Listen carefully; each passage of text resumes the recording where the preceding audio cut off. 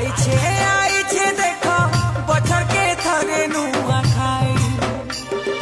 पाउछे पाउछे पूजा देउले माँ सोमलई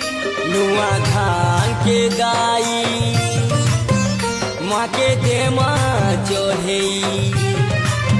समलो माटी से लक्ष्मी माँ जग जननी भाई मिसी मना मास हो आमर नुआ खाई तिहार